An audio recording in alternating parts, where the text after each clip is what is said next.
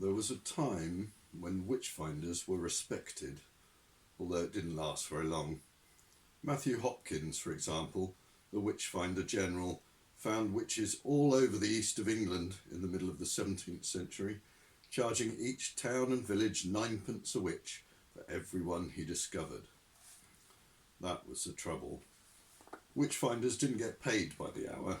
Any witch-finder who spent a week examining the local crones and then told the mayor, "Well done, not a pointy hat among the lot of them," would get fulsome thanks, a bowl of soup, and a meaningful goodbye. So in order to turn a profit, Hopkins had to find a remarkable number of witches. This made him more than a little unpopular with the village councils, and he was himself hanged as a witch by an East Anglian village who had sensibly realised that they could cut their overheads by eliminating the middleman. It is thought by many that Hopkins was the last witchfinder general. In this they would, strictly speaking, be correct. Possibly not in the way they imagine, however. The witchfinder army marched on, just slightly more quietly. There is no longer a real witchfinder general, nor is there a witchfinder colonel, a witchfinder major, a witchfinder captain, or even a witchfinder lieutenant. The last one was killed falling out of a very tall tree in Caterham in 1933, while attempting to get a better view of something he believed was a satanic orgy of the most degenerate persuasion, but was in fact the Caterham and Whiteleaf Market Traders Association annual dinner and dance. There is, however, a witchfinder sergeant. There is also now a witchfinder private. His name is Newton Pulsifer. It was the advertisement that got him in the Gazette between a fridge for sale and a litter of not exactly Dalmatians. Join the professionals.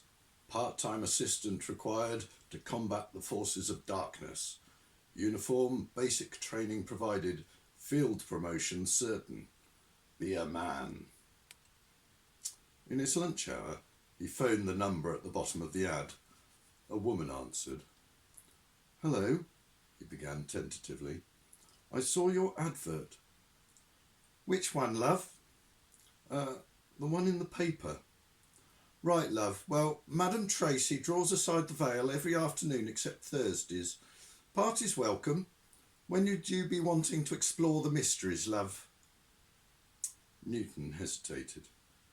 "The advert says, 'Join the professionals,'" he said. "It didn't mention Madam Tracy."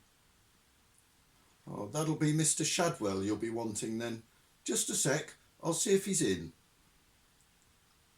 Later, when he was on nodding terms with Madam Tracy, Newt learned that if he had mentioned the other ad, the one in the magazine, Madam Tracy would have been available for strict discipline and intimate massage every evening except Thursday. There was yet another ad in a phone box somewhere.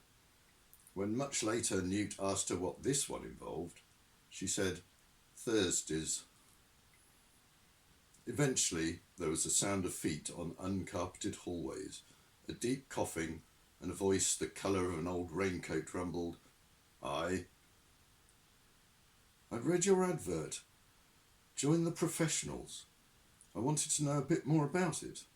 "Aye, there's many as would like to know more about it, and there's many..." The voice trailed off impressively and crashed back to full volume. "There's many as wouldn't." "Oh," squeaked Newton. "What's your name, lad?" Newton Pulsifer." "Lucifer? What's that you say? Are you the spawn of darkness, a tempting, beguiling creature from the pit? Wanton limbs steaming from the flesh pots of Hades in tortured and lubricious thrall to your Stygian and hellish masters?" "That's Pulsifer," explained Newton, "with a P. I don't know about the other stuff, but we come from Surrey." The voice on the phone sounded vaguely disappointed. "Oh, aye. Well then, Pulsifer." "Pulsifer? I've seen that name afore, maybe." "I don't know," said Newton. "My uncle runs a toy shop in Hounslow," he added. in case this was any help. "Is that so?" said Shadwell. Mr. Shadwell's accent was unplaceable. It careered around Britain like a milk race. Here a mad Welsh drill sergeant, there a High Kirk elder who'd just seen someone doing something on a Sunday. Somewhere between them a dour Dayland shepherd or bitter Somerset miser. It didn't matter where the accent went. It didn't get any nicer. "Have you all your own teeth?" "Oh yes, except for the fillings." "Are you fit?" "I suppose so," Eaton stuttered. "I mean, that was why I wanted to join the Territorials. Brian Potter in accounting can bench press almost 100 since he joined, and he paraded in front of the Queen Mother." "How many nipples?" "Pardon?"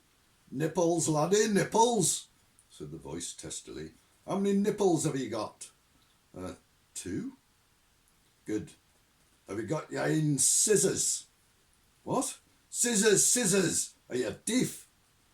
"No, yes. I mean, I've got some scissors. I'm not deaf."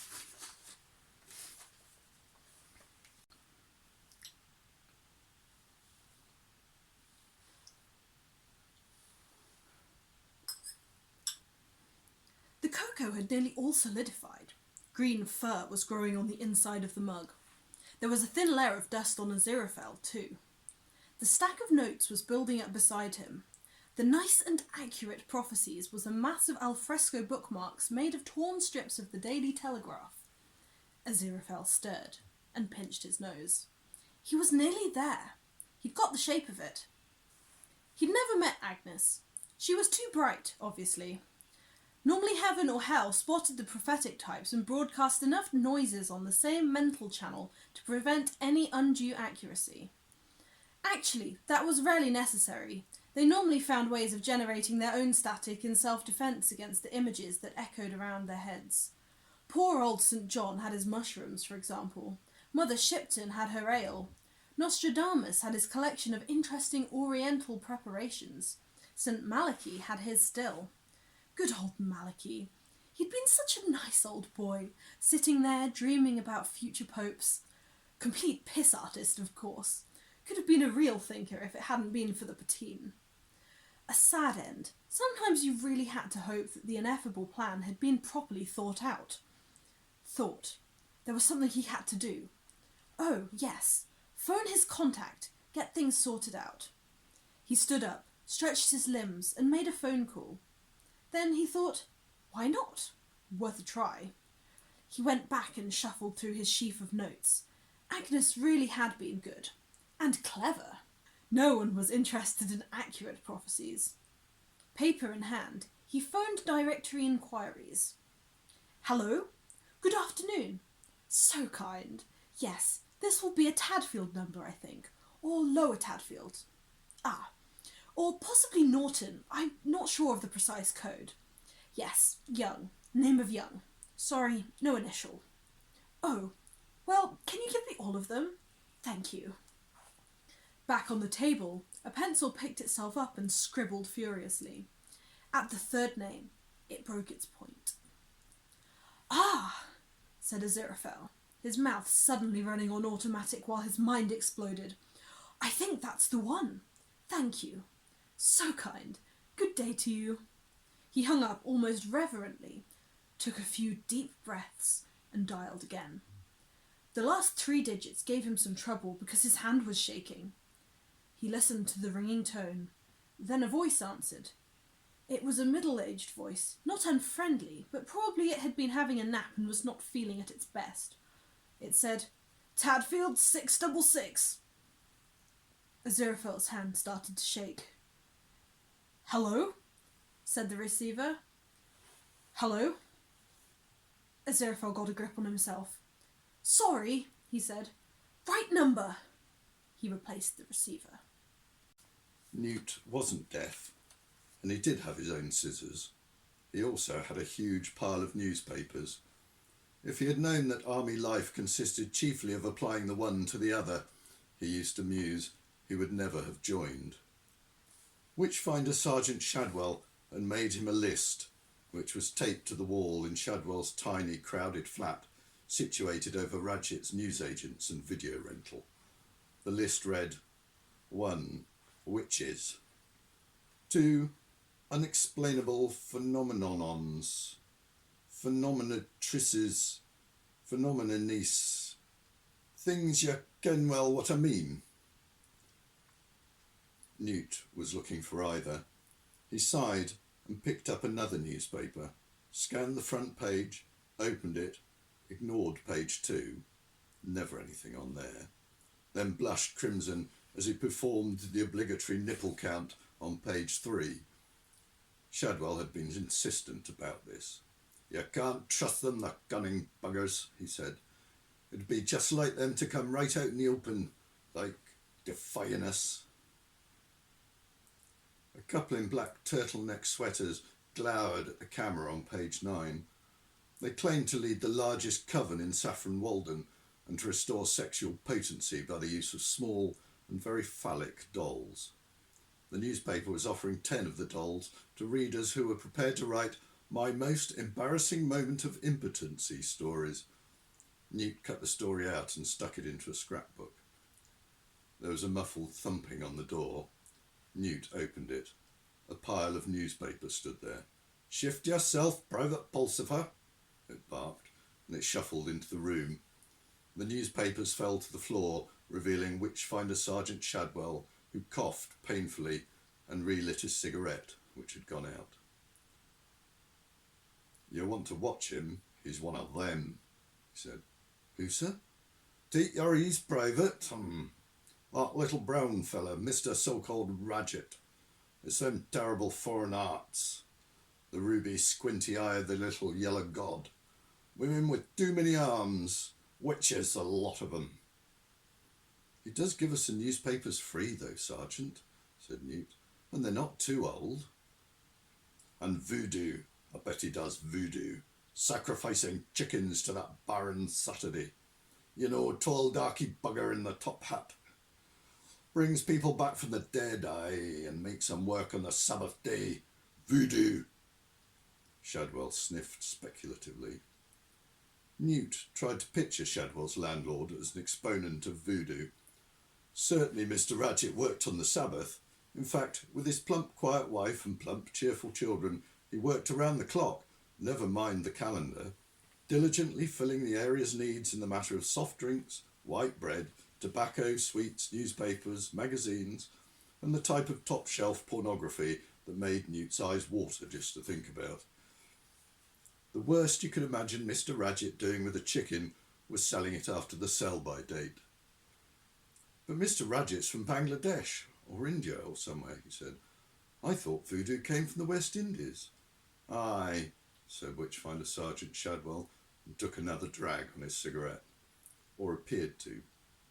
Newt had never actually quite seen one of his superior's cigarettes. It was something to do with the way he cupped his hands. He even made the ends disappear when he'd finished with them. "Ah. Well, doesn't it? Hidden wisdom, lad. Inner military secrets of the Witchfinder Army. When you're all initiated proper, you'll know the secret truth. Some voodoo may come from the West Indies, I'll grant you that. Oh yes, I'll grant you that. But the worst kind, the darkest kind, that comes from, Bangladesh?" "Rook! Yes, lad. That's it. Words taken right out of my mouth. Bangladesh, exactly." Shadwell made the end of his cigarette vanish and managed furtively to roll another, never letting papers or tobacco be seen. "So you got anything, Witchfinder Private?" "Well, there's this." Newton held out the clipping. Shadwell squinted at it. "Oh, them," he said. "Load of rubbish. Call themselves bloody witches. I checked them out last year. Went down with me armoury of righteousness and a packet of firelighters. Jemmied the place open, and they're clean as a whistle. Mail order be jelly business they're trying to pep up. Load of rubbish. Wouldn't know familiar spirit if it chewed out the bottoms of their trousers. Rubbish. It's not like it used to be, laddie." He sat down and poured himself a cup of sweet tea from a filthy thermos. "Did I ever tell you how I was recruited to the army?" he asked. Newt took this as his cue to sit down. He shook his head. Shadwell lit his roll-up with a battered Ronson lighter and coughed appreciatively. "My soulmate he was, witch-finder Captain Fawkes, 10 years for arson, burning a coven in Wimbledon. Would have got them all too if it wasn't for the wrong day.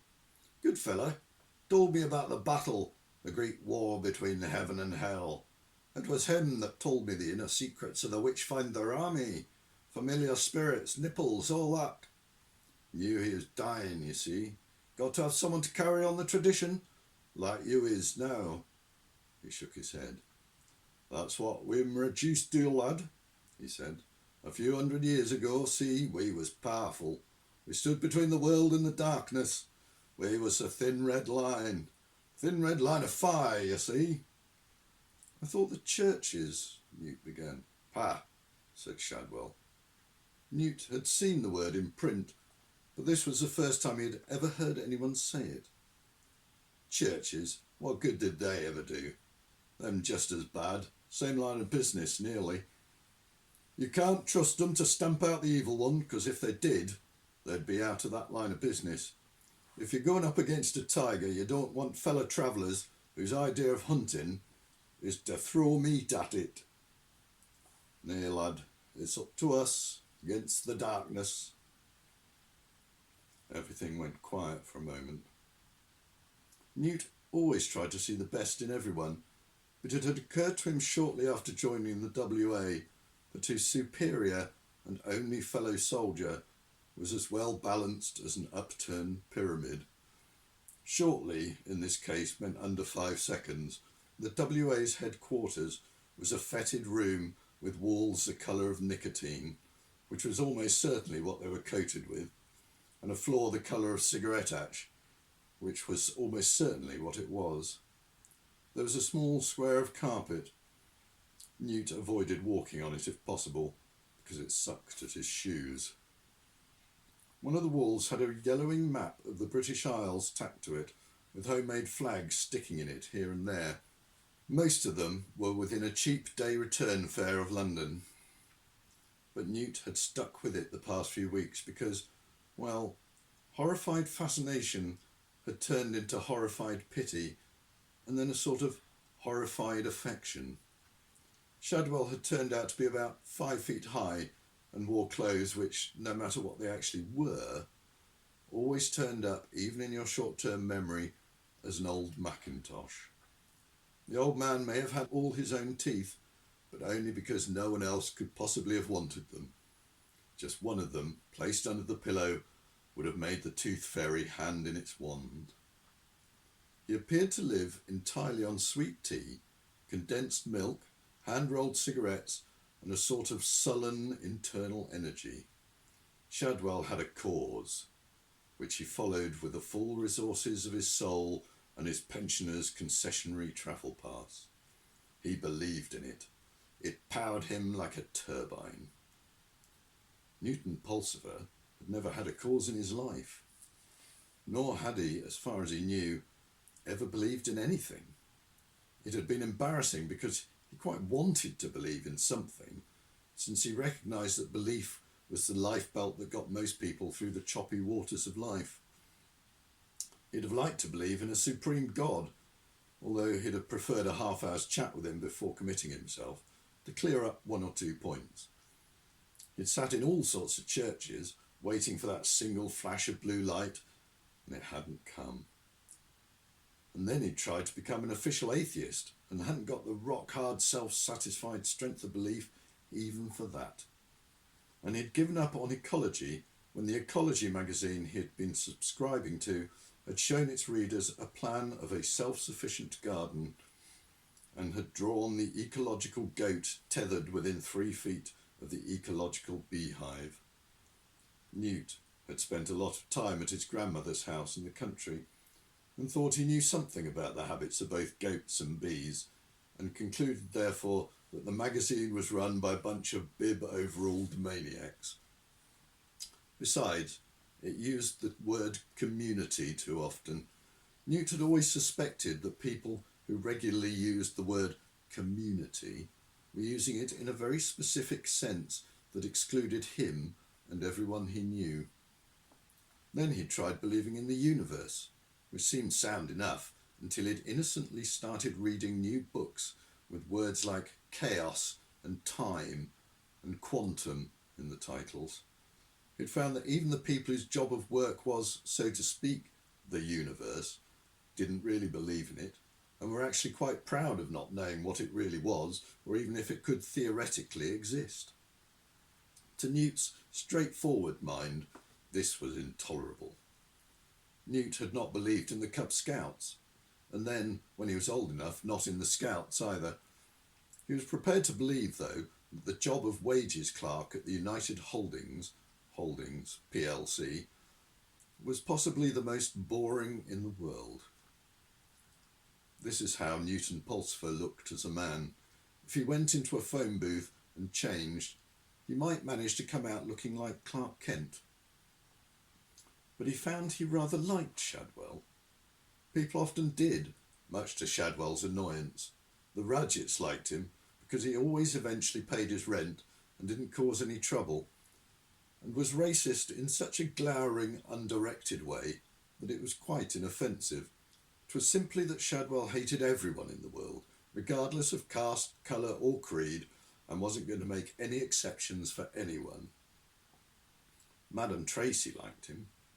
Newt had been amazed to find that the tenant of the other flat was a middle-aged, motherly soul whose gentlemen callers called as much for a cup of tea and a nice chat as for what little discipline she was still able to exact. Sometimes, when he'd nursed a half-pint of Guinness on a Saturday night, Shadwell will stand in the corridor between their rooms and shout things like, "Whore of Babylon!" But she told Newt privately that she'd always felt rather gratified about this, even though the closest she'd been to Babylon was Torremolinos.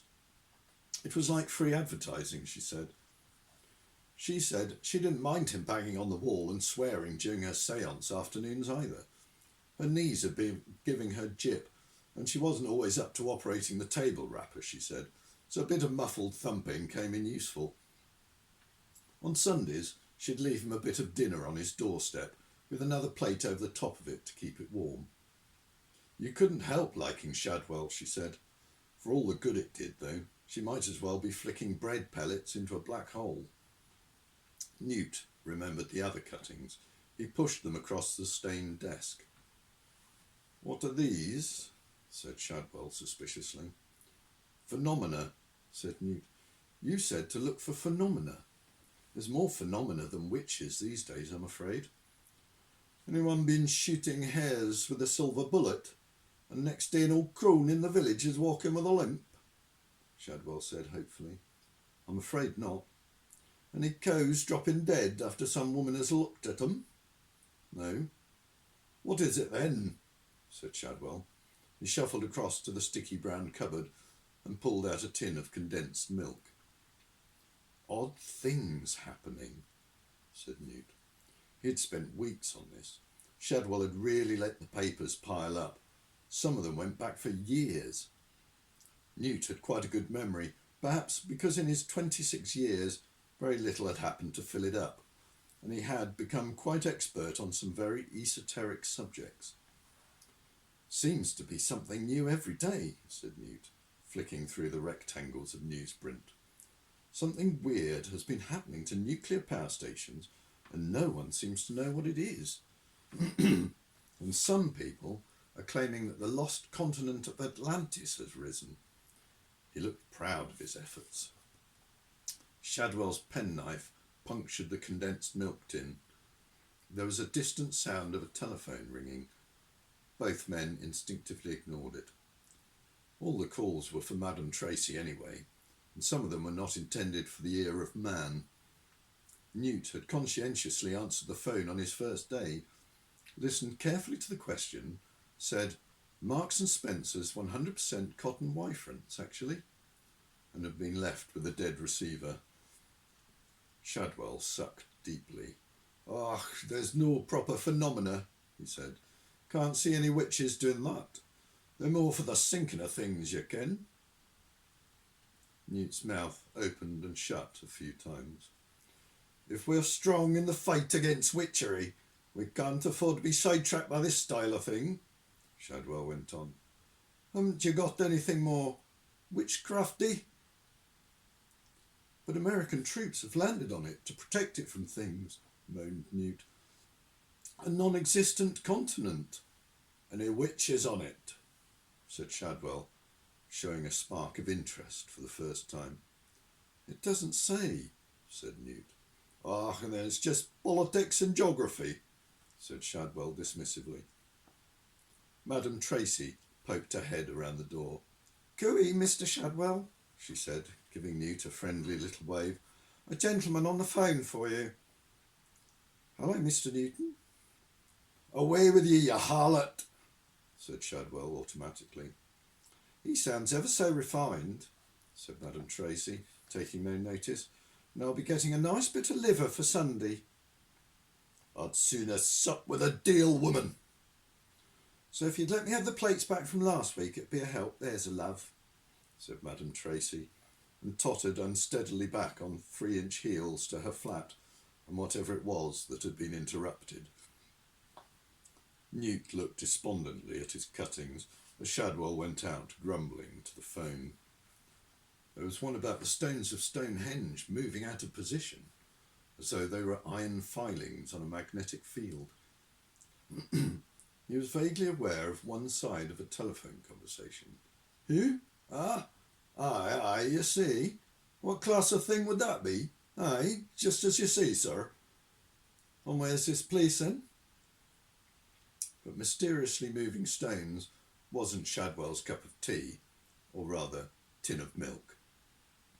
Fine, Shadwell reassured the caller. We'll get on to it right away. I'll put my best squad on it and report success to you any minute, I have no doubt. Goodbye to you, sir, and bless you too, sir. There was a ting of a receiver going back on the hook, and then Shadwell's voice, no longer metaphorically crouched in deference, said, Dear boy, you great southern pansy. He shuffled back into the room, and then stared at Newt, as if he had forgotten why he was there. What was that you was going on about? He said. All these things that are happening, Newt began. Aye. Shadwell continued to look through him while thoughtfully tapping the empty tin against his teeth. Well, there's this little town which has been having some amazing weather for the last few years, Newt went on helplessly. What, raining frogs and similar? Said Shadwell, brightening up a bit. No, it just has normal weather for the time of year. Call that phenomena, said Shadwell. I've seen phenomena that'll make your hair curl, laddie. He started tapping again. When do you remember normal weather for the time of year? Said Newt, slightly annoyed. Normal weather for the time of year isn't normal, Sergeant. It has snow at Christmas. When did you last see snow at Christmas? And long hot Augusts every year? And crisp autumns? The kind of weather you used to dream of as a kid? It never rained on November the 5th and always snowed on Christmas Eve? Shadwell's eyes looked unfocused. He paused with the condensed milk tin halfway to his lips. I never used to dream when I was a kid, he said quietly. Newt was aware of skidding around the lip of some deep, unpleasant pit. He mentally backed away. It's just very odd, he said. There's a weatherman here talking about averages and norms and microclimates and things like that. What does that mean? Said Shadwell. Means he doesn't know why, said Newt, who hadn't spent years on the littoral of business without picking up a thing or two. He looked sidelong at the witchfinder sergeant. Witches are well known for affecting the weather, he prompted. I looked it up in the Discovery. Oh God, he thought, what other suitable entity. Don't let me spend another evening cutting newspaper to bits in this ashtray of a room. Let me get out in the fresh air. Let me do whatever it is the WA's equivalent of going water skiing in Germany. It's only 40 miles away, he said tentatively. I thought I could just sort of nip over there tomorrow and have a look round, you know. I'll pay my own petrol, he added. Shadwell wiped his upper lip thoughtfully. This place, he said. It wouldn't it be called Tadfield, would it? That's right, Mr. Shadwell, said Newt. How did you know that? Wonder what the son this is playing at new, said Shadwell under his breath. Well, he said out loud, and why not? Who'll be playing, Sergeant? Shadwell ignored him. Aye, I suppose it can't do any harm. You'll pay your own petrol, you see. Newt nodded. Then you'll come here at 9 o'clock in the morning, he said, afore you go. What for? Said Newt. Your armour of righteousness. Just after Newt had left, the phone rang again. This time it was Crowley, who gave approximately the same instructions as Aziraphale. Shadwell took them down again for form's sake, while Madame Tracy hovered delightedly behind him. 2 calls in one day, Mr. Shadwell, she said. Your little army must be marching away like anything. Och, away with you, you murrain plashed berzin, muttered Shadwell and slammed the door. Tadfield, he thought. Oh, well, as long as they paid up on time. Neither Aziraphale or Crowley ran the Witchfinder army, but they both approved of it, or at least knew that it would be approved of by their superiors. So it appeared on the list of Aziraphale's agencies, because it was, well, a Witchfinder army, and you had to support anyone calling themselves Witchfinders in the same way that the USA had to support anyone calling themselves anti-communist. And it appeared on Crowley's list for the slightly more sophisticated reason that people like Shadwell did the cause of hell no harm at all. Quite the reverse, it was felt. Strictly speaking, Shadwell didn't run the WA either. According to Shadwell's pay ledgers, it was run by Witchfinder General Smith. Under him were Witchfinder Colonels Green and Jones, with Witchfinder Majors Jackson, Robinson and Smith, no relation. Then there were Witchfinder Majors Saucepan, Tin, Milk and Cupboard, because Shadwell's limited imagination had been beginning to struggle at this point, and Witchfinder Captains Smith and Smythe and ditto, and 500 Witchfinder privates and corporals and sergeants. Many of them were called Smith, but this didn't matter, because neither Crowley nor Aziraphale had ever bothered to read that far. They simply handed over the pay. After all, both lots put together only came to around £60 a year. Shadwell didn't consider this in any way criminal. The army was a sacred trust, and a man had to do something. The old 9pences weren't coming in like they used to.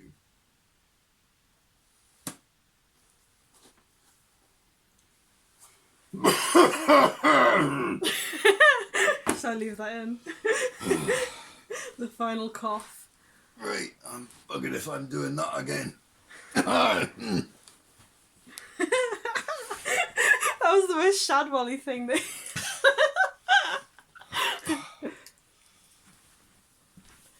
Goodbye, Internet. Thank you for watching our segment of Good Omens stuff. Yay. Hope you're all having a great quarantine. As much as you can. Aye. Wash your hands, unlike Shadwell.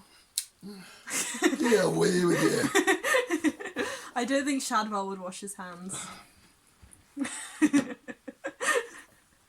I'll wash my hands after every witch.